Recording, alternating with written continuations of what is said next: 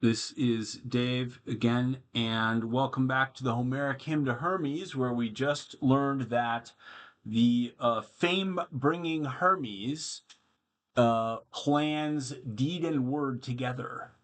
Um, so that was line 46. Line 47 here. Pex sadarin metroisi tamon donakas kalamoio perenas dianota diarinoio helones.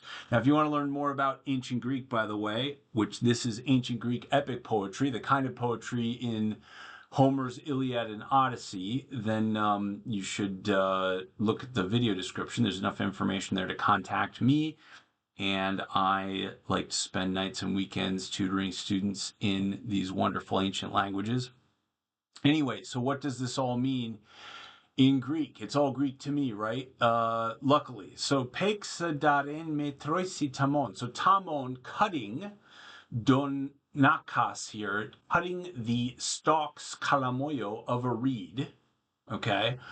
En metroisi, in measure, right? So, pexe, he fixed them, okay? Perenas, fastening them. Dianota, through the back. Diarinoio, like rhinoplasty, right? Of the skin, really, in this case, of the shell of the turtle. Okay, helones. And then amphidermatanuseboos prapidesin heesi kai peches enetek epidetsugon eraren amphoin. So on both sides, Amphi, he tanuse, he stretched the dermaboos, the hide of an ox,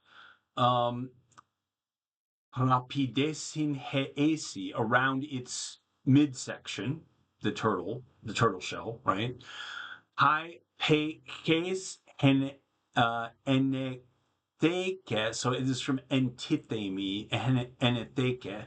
He put, now this word peches is plural, and it means like the forearms. I've seen it translated as horns, but turtles don't have horns. So maybe there's some kind of tortoise in Greece that has horns. I'm going to say that he put the turtle's forearms in.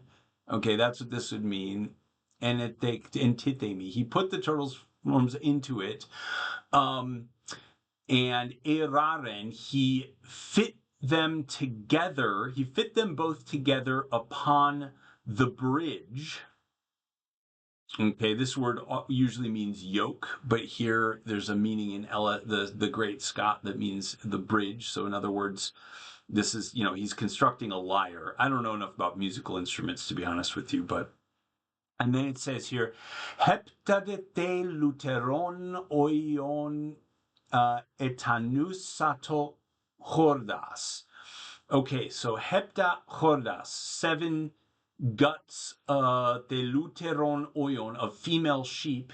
He etanusato, he stretched upon them. So upon the bridge, he fastened both, and he stretched 7 gut strings of female sheep.